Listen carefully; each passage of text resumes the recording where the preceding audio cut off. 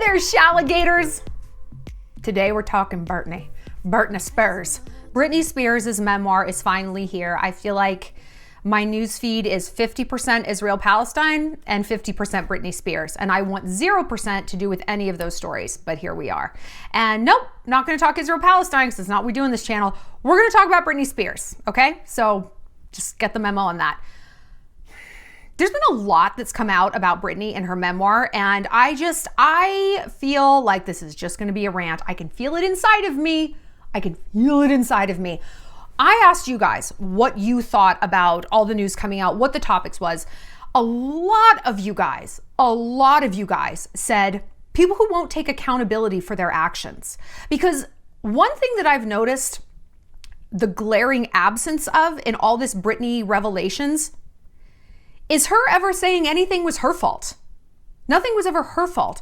Chiefly Justin Timberlake dumping her because she was cheating on him for months with Wade Robson, who was like a professional dancer. I just picture them both like body rolling towards each other, like hand dancing, body rolling, like everyone had frosted tips and those chain ball necklaces. It was a weird time. And then Britney being like, you just blew the best thing you ever had when Justin dumped her via text. How are you the victim here, Britney? You were cheating on him. You were cheating on him. I feel like if you looked at Britney's stories and you swapped genders, because there's only two, and everything she was saying, she was a man and she was blaming a woman, people would be like, what the fuck is this book? What is this misogynistic, gaslighty ass book? So we're going to talk about all of that. We're going to get into all of it. But before we do, Evil Week is here. Yes, it's our favorite time of year. And this year, I'm bringing you a masterclass on light and dark feminine energy. I'm going to tell you what it is and why you need it. You want to just know? Okay, I'll tell you. Are you fucking exhausted all the time? Are you exhausted trying to do everything and you can't take your eye off the ball for a minute because there is no one in your life who's going to pull up and help you? God forbid the deadbeat ass men. Whether it's a long-term partner or just guys you're dating, you're like, what even are you? What even are you? Are you bitter and resentful and hostile and just exhausted? Just exhausted. I get it. And do you look around, because this was me a year ago. Do you look around at these inferior women who aren't as hot as you or smart or interesting or anything? And it's like, why do you have a husband who's stable for you? Why are you getting promoted? Why do you have the things that I am working so hard for and you don't seem to be working for them at all? It's because they understand light and dark feminine energy. They might not be able to explain it that way, but make no mistake, they do. Look at their outcomes and look at yours. That's the difference. Because like we said, you're the superior animal here. You're hotter, smarter, more focused, more driven, kinder. How's it working out for you? Because I can tell you, it wasn't working out very well for me. And that's because I was in my masculine. I couldn't have a guy pull up for me because I was already acting like a guy. And I didn't trust how to lean back and be a woman because I didn't have the toolbox of feminine energies. I didn't know what to do. And so it was too risky for me to lean back and try to let a man be a man. I actually didn't know how to be a woman. I thought I did. I can toss my hair and I can flirt and I can fuck. But did I know how to weaponize these energies, light and dark feminine energy? No, I didn't. And then I learned. And then my whole life changed. And my life was suddenly full of Chanel bags and private jets and great sex and wonderful friends and people I've cut out and a lot more money in my bank account. It's because I know how to be a woman now. And I can teach it to you. So there's 4 ways to watch. The easiest and cheapest way is to join the Shallon Entourage. You get it for free, plus last year's Evil Week, plus our Alpha Academy sex tutorials, plus the Happy Endings online dating course, plus 5 videos a week. And most importantly, access to all these other Shalligators who are there. I mean, people are joining and they're like, thank fucking God for this group. I'm getting help with my toxic in-laws or a fuck boy or work advice, or I'm just showing pictures of my dog and people are really excited about it. So it's a great place to come and meet friends and be around like-minded women. And like I said, you get to watch Evil Week. So go ahead and click the link down below. So I hope you like Evil Week this year. It's time to get out in front of things. It's time to have the power. It's time to stop apologizing and keeping small. Because remember, kindness is for fucking losers. Kindness is for losers. And this week on the Shallon, I did a deep dive on that concept and why you need to leave room in your heart for hate and how to do it without letting it consume you. Kindness creates victims. We're nobody's victims. We're champions. And the road to do that is hate and strategy. I'll break it all down in the Shallon. You get access to all the content I've ever done. Okay. Britney. I'm going to be honest with you. I didn't read or listen to this book. Why? Spite. I don't believe Britney Spears has ever read a book, let alone written one. And I don't know that you can convince me otherwise. Okay? I am an author. I'm a 2-time published Random House author. Okay? I didn't publish them myself in my fucking basement. It's very hard to write a book. Not everyone can do it. And I don't believe Britney Spears is somebody who has. I believe it was ghost written. I mean, of course, I know that we know this. I know that we know this. Celebrities are ghost writing. They have a ghost writer, someone who works with them. But I think it's shitty that she gets to be a best-selling author. I think as an author, I'm salty about it. So let me be salty. So no, I didn't listen to it. I feel like celebrities need to understand the timeline of when they should release a memoir. It should be roughly the next day after a scandal happens. It should not be 20 years down the line.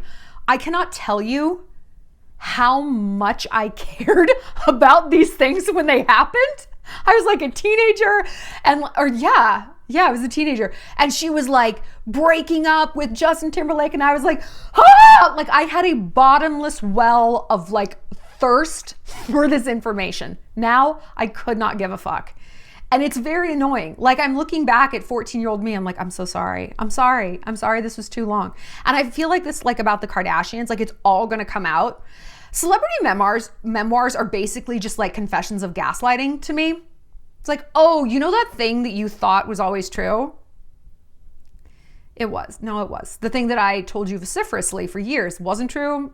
No, it was true. It was true. Yeah, no shit, it was true, man. So Britney's memoir, The Woman in Me, is out. Here's some revelations, okay? Because it's, like I said, it is, I swear to God, 100% of my news. Well, not 100. No, it's 50%. Israel and Palestine's the other 50%. Okay. Revelations from her book. She hated the way she was portrayed as the eternal virgin early on in her career. Now, hold on. I have to take umbrage with all these things individually. Britney also spent most of this book talking about how she was overly sexualized. Are you the eternal virgin or are you the eternal sex bomb?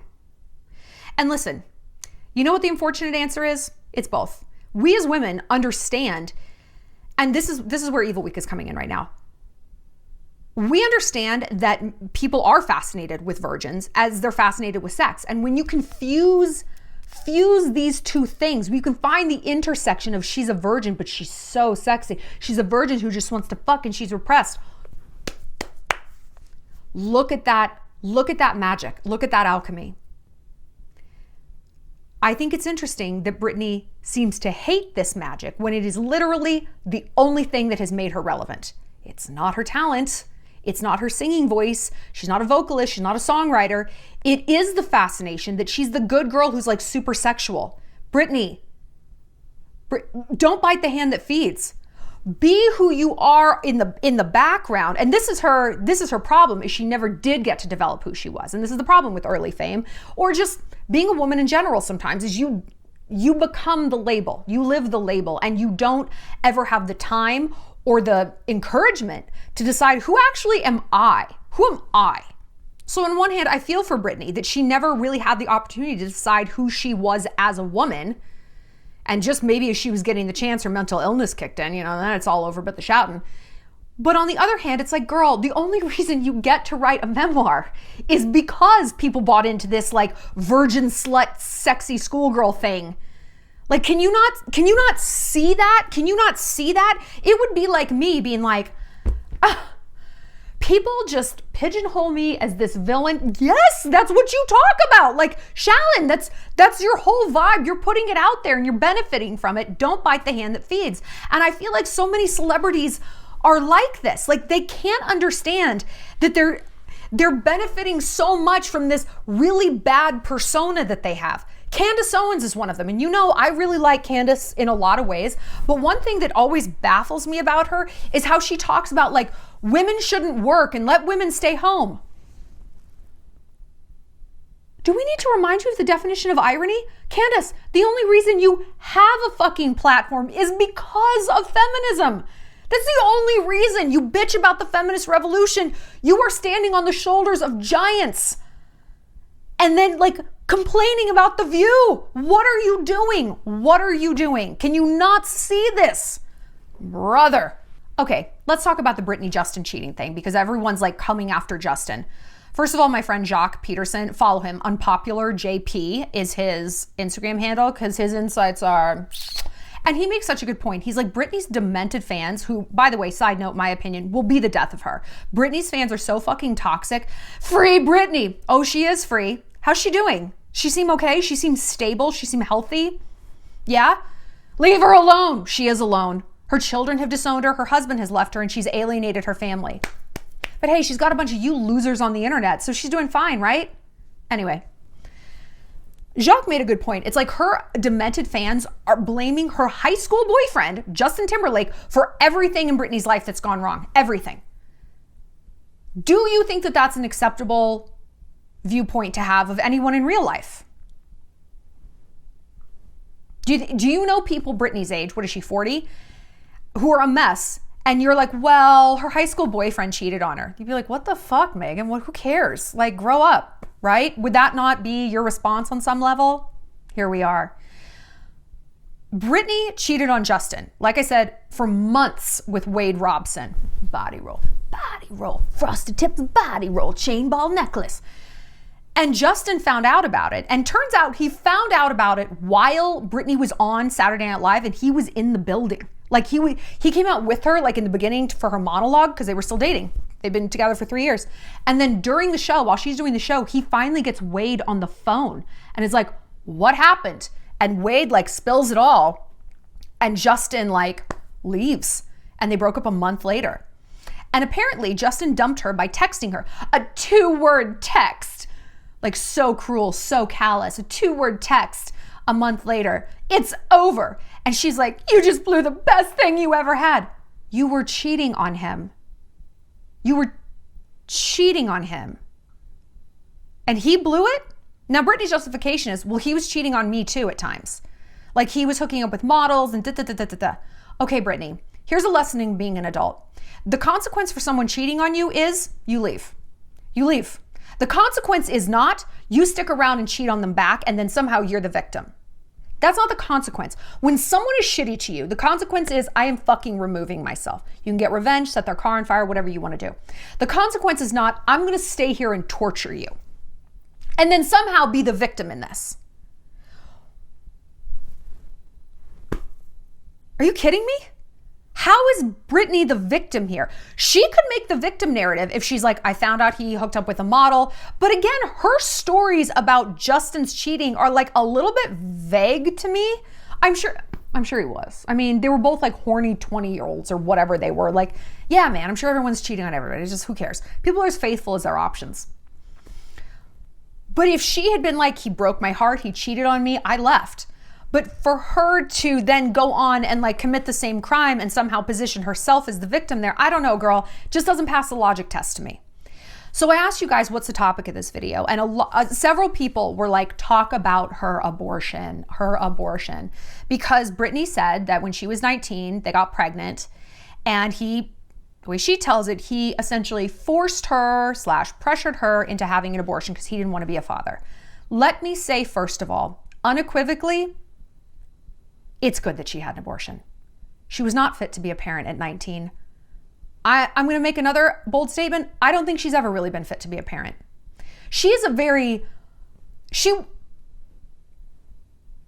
wanted to be a parent. And listen, that's half the battle. That's more than half the battle. I mean, you really got to want it.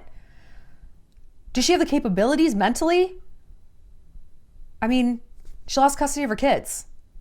They can't be around her. They're like, we just want a stable mother, not a woman who's showing her vagina on Instagram all day long. Okay? So I'm sorry. I don't think she's a good mom. Not trying to mom shame, but actually, more specifically, that's exactly what I'm trying to do. Because I'm always going to be team the kid. Kids didn't ask to be born. They don't really have any control over these situations. I was lucky enough to have one amazing parent and one horrible one. And let me tell you, I run out of sympathy for parents who are bad parents. I'm not saying it's an easy job, but it's a job that you chose. And it's not a job the child chose. They just kind of got here. So forgive me if I'm a little less than like empathetic about how Britney has turned out to be a mom, and therefore I'm not ultra empathetic about her abortion story. I think she made the right choice. I think she made the smart, it's probably not the right word, humane. I think she made the humane choice to not bring a child into the world, first and foremost, with a man who didn't want it. Because he wasn't really a man, he was 19. It's like a single cell protozoa version of a man, right? Not that young parents are always going to be bad parents, not at all. You can have people who are plenty old when they have a baby and they're still shitty parents. It's not about age, but it's not about age, right? His frontal lobe hadn't even closed. Neither had hers. Wouldn't happen for another 6 years. So I'm sorry, I don't think that we can cast Justin as a villain for being like, I am not a capable parent right now. And I also don't think we can villainize him for saying, Britney, I don't think you are either. But Britney takes no real accountability in this.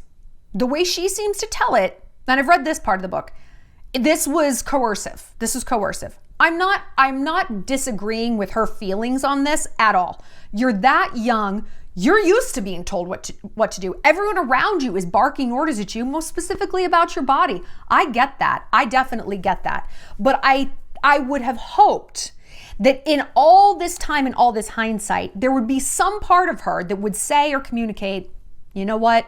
We weren't ready to be parents. And it was painful at the time, but I really can't put the blame on Justin for this. That was actually probably the right call. That was the right call, you know? At the time, I wish I had been more of a woman or felt more autonomous, that this felt more like my decision or something. But she doesn't say anything like that.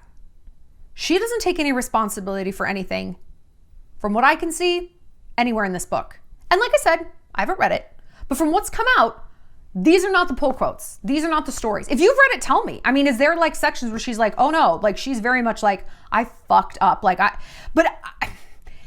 If she's not going to say she fucked up by cheating on Justin Timberlake, I just kind of wonder if there is ever a realization anywhere later down the line where it's like, hey, yeah, I am why I don't have a good relationship with my sister. I pushed XYZ away. I fucked up in this way. If you can't admit that you were wrong for cheating, I don't know, man. Good luck on the little stuff. Now, here's the part of the video where I'm going to be nice to Britney. She didn't get to belong to herself. And I think that that is something that people fail to see about fame. You don't belong to you anymore. You don't belong to you. I feel that way a little bit as this like tiny little nobody potato on the internet YouTuber. I feel like that. I was telling that to a guy the other day. I was like, I feel I kind of belong to myself, but in a lot of ways, no, I don't. I'm like a publicly traded company, you know? I have a board of directors. I have stockholders. I have to please the people. I was talking about it actually in terms of early fame, people who get famous young. Like I can't even imagine being like 25 and becoming internet famous or being a YouTuber or something like that. You're still so malleable, right? I mean, I feel for Britney. And then you compound this mental instability clearly that she has. She's not educated. She's not very smart. She's just not very smart. She's not a bad person, but I wouldn't say she's a smart person. I mean, man, it's amazing she's alive. All right, other big revelations. Her affair with Colin Farrell. Again, teenage me. Oh my God, the amount I wanted to know about this affair was bottomless. The limit did not exist. I wanted to know everything. Colin Farrell was like the ultimate fuckboy. Like, hey, it had this fucking accent as an Irishman. And you're like, I don't know what you're saying, but I want your mouth closer. He was just like, he was like dirty and sexy and like had a furrowed brow and all this stuff. And you can't understand him in a fucking caravan. And he was sex. He was just pure sex, right? Oh, and then she was like so sexy too. And you're like, ah! And they were like on red carpets and like Frenching and cigarettes and gum. And you're like, yeah, fuck yeah, it's the 2000s. Everyone's alive. It was great. And I really identify with what she was saying, that like it was a brawl. That's how she described it. It was just this brawl. And that she was basically doing what a lot of us do, which is trying to wallpaper over the breakup with Justin. She was clearly not over it. I mean, of course, she doesn't still seem to be over. I mean, I bet she's over it. Her fans aren't over it. Anyway.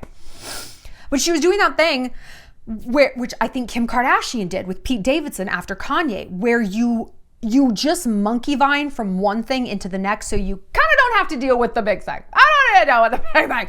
Oh my God, I'm gonna have this intensity. I'm gonna transfer all these feelings, all these bad, sad feelings. I'm gonna smoosh them into this sexual chemistry, and this obsession with someone new. And it's like, I don't have to deal with this over here. And then this some new thing, because it's the ultimate firework, right? It's not a fireplace. We talk about this. The fireplace, it takes a while to build. Got to chop the wood, you got to build it right. It takes a while to get going, but once it does, it keeps you warmer longer. It's sustaining. A firework, boom, big, flashy, here for a good time, not a long time. You get too close, you get burned. That was Colin Farrell. He was like the ultimate fuckboy firework. He was incredible. I bet he has a little tiny penis. Irish. Sorry, girl, you know what the British Isles are not the place for dicks. Not all of them, but based on my market research, anyway. So yeah, Britney was trying to outrun the heartache. Man, can't we all identify with that? And then when that new thing, when that firework flames out, you are just down so bad. You are down bad, so bad. It's so much worse than the original heartbreak. It is like having a trauma, and instead of dealing with it, you're like, how about, I don't know, meth?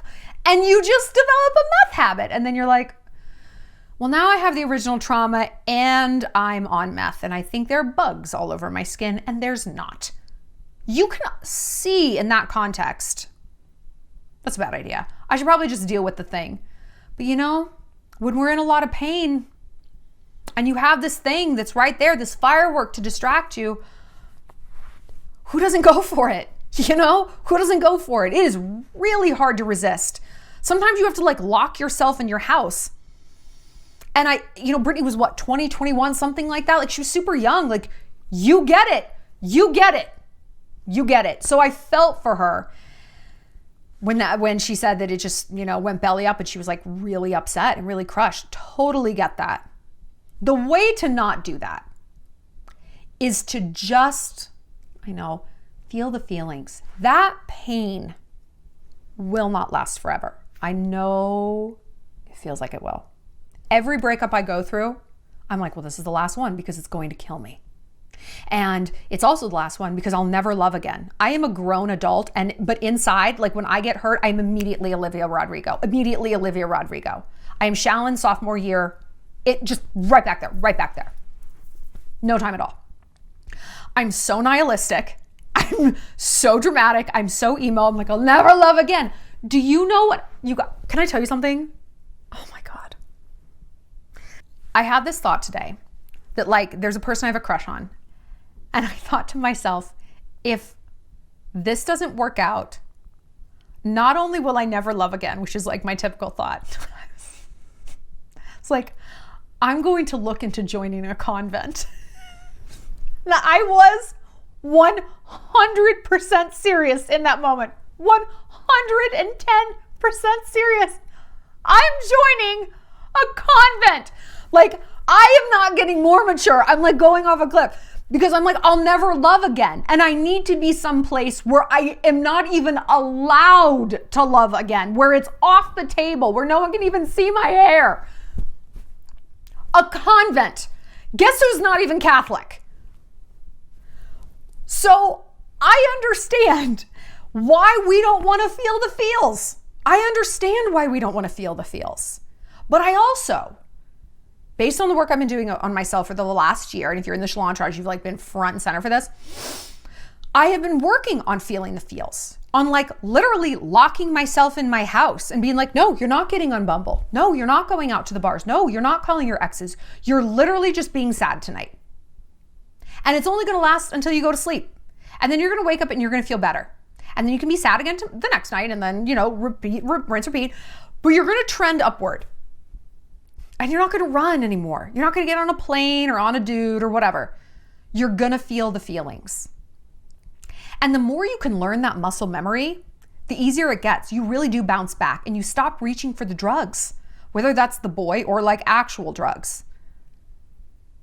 It does get easier. I promise, I swear to God, convent ideas notwithstanding.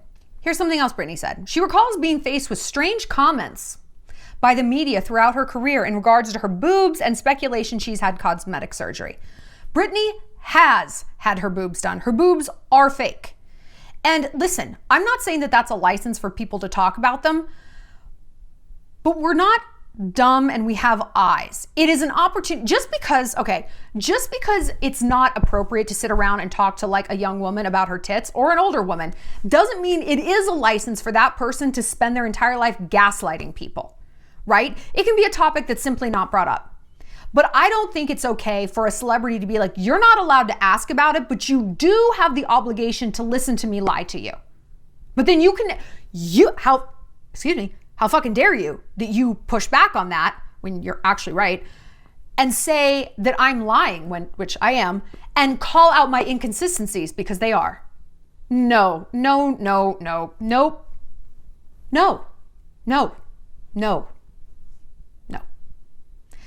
Because I was young when Britney was like up and coming, you know, and when she got her boobs done. And I remember her saying that she just had a growth spurt. And I remember looking at my body and being like,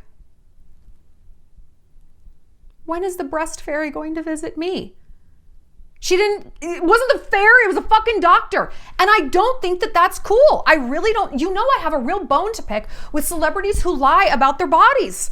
You don't have to speak on it, but if you are, you need to tell the truth. You need to tell the truth.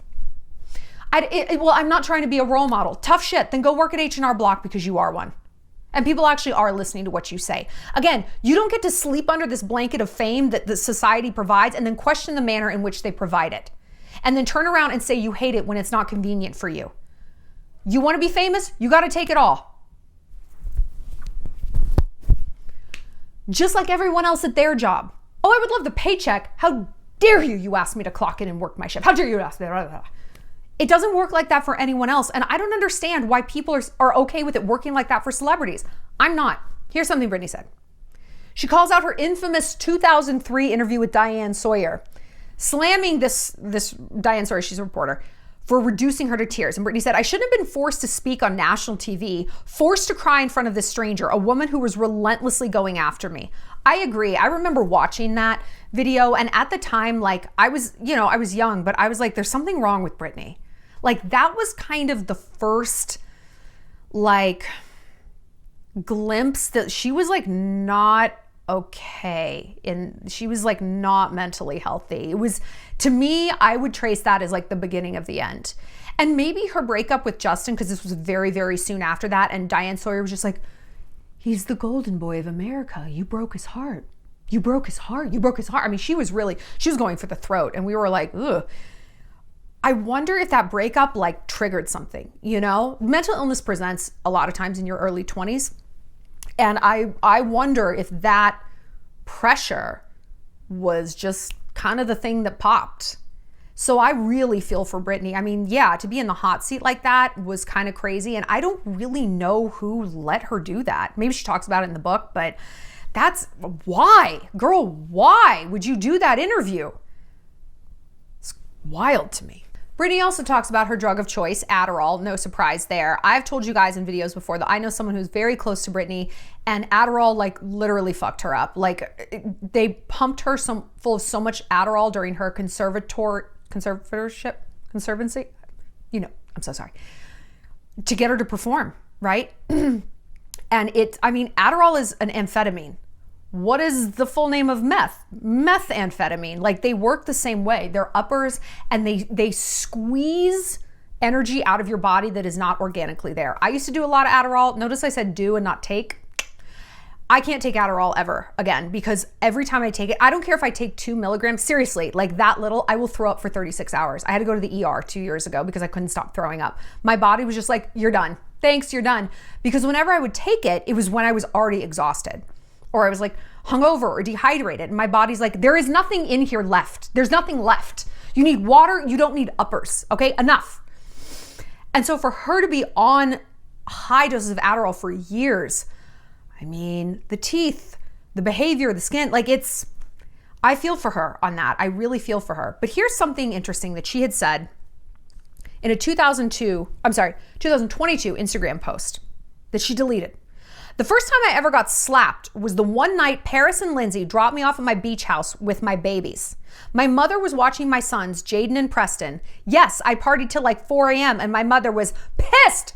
4 exclamation points. I walked in, she looked at me and hit me so hard, I will never forget it. 3 exclamation points. So hold on here. And apparently she was like on a ton of Adderall, because that was part of this article. So hold on. Let's just recap this story real quick to support my claim that Britney has never in her life done anything wrong. You left your children until 4 a.m. to go party. They were very young, right? Very young. Your mom clearly didn't know where you were when you were coming back. You come back all drug-addled and wasted, and somehow, again, you're the victim. Not your mom, who is like, where is my daughter? Not your children, who is like, where is my mom? But you, Britney. But you. So yeah, this is just some of what Britney is talking about, and we can like do a series on this because there's so much. And so tell me what stood out. If you've read the book, tell me what stood out, and fine, I guess I'll read it. If you guys really want me to, if you really think I need to, please don't make me. Or anything else that has come out. Is there a topic? Tell me in the comments. We didn't even touch on like the family stuff, right? That's a whole rat's nest. Okay, so let's look at what some of your feedback has been. When can you stop being sympathetic to someone? When is the pity party over? This was a lot of y'all's feedback, a lot. That there's like no accountability. This is the Britney Spears blame game. I don't know if you guys read Jessica Simpson's memoir. Oh, incredible. It was really, really good because she really does look at her own behavior a lot. 50-50 with her conditioning growing up. And I mean, her upbringing and Britney's were not entirely different. Very overbearing parents, very sexualized image, very much of a struggle for them to define who am I. But Jessica is able to pull back and look at how her choices affected things around her. And some things were like products of her conditioning, but she was always very much like, look, I had free will. You know, and I was trying to make myself better, and this time I succeeded and this time I failed. And so I really appreciated about her. Britney is not that self-aware. You never, again, I haven't read it, but from everything I have read, I don't get that sense. So when is the pity party over for someone? For me, it's when there's zero accountability. So for me, pity ends when self-awareness ends, when accountability ends. I will have all the empathy in the world for someone who is self-aware. Because listen, we are all mostly the architects of our own misfortune. Like, we all are. Oh, that fuckboy keeps cheating on me. And why do you keep responding to his texts? We all like to look at a clown and blame it for being a clown. Very few of us want to ask ourselves, why am I at the circus? I wouldn't even know about this clown if I wasn't here every day, front row center. So look, acknowledging that by and large, we all kind of create our own problems. That's okay. I'm not saying that people should be like, well, I did this to myself, so I have to like whip myself like a monk or something all the time, hating myself and never feeling sorry for myself and never expecting any empathy from anyone. Not at all. That's one extreme. I did this to myself, I should suffer. The other extreme is everyone's doing it to me, I'm a victim. Neither one is entirely true. The truth is somewhere in the middle. Yeah, you're contributing to the outcome. Yeah, life is making it difficult. You need to hear both when people talk about their problems. I know he just keeps hurting me. I'm so stupid for going back, but I love him, but I can't keep living like this. Those are the people I want to talk to. I can't believe I let my health get here. I let my health get here. I made choices that got my health here, which is why I have chronic asthma, which is why I'm this and that and the other. When I don't hear any of that, no, bro, no. Because those people, what they want is not actually to make a change. If they wanted to make a change, well, guess what? You can't change what you don't acknowledge. And if you're not acknowledging that you are precipitating your own outcomes, you're the problem, it's you're the monster on the hill, then good luck changing it. If you don't understand why your health is so bad, well, you're almost 300 pounds and you chain smoke, then you actually don't want to change your health. You don't want to change your health. You want to complain and you want to be a victim. Why? Why do people want to be a victim? Because it makes everyone around them very malleable. Pity, we say this, is the number one thing a sociopath wants. Studies have shown that. The number one thing a sociopath wants is very often pity. Because pity is useful. People are going to feel sorry for you. They're going to do things for you. They're going to give you a pass on stuff. They're not going to read too deeply. They're not going to call you out. Oh, they're in a wheelchair. Yeah, they might be in a wheelchair. It doesn't mean they're not a con man. You can be a con man sitting down. I've seen them. People want to be a victim. There is an emotional payout for that. What is Britney's emotional payout for being a victim? She's got one because that's her constant narrative. It's her constant narrative. She is never responsible. I have never heard Britney apologize, be responsible for any negative thing in her life. Her kids are responsible for her negative relationship with them. Her sister, also the villain. Justin Timberlake, her mom, her dad, everyone. Now, even her fans.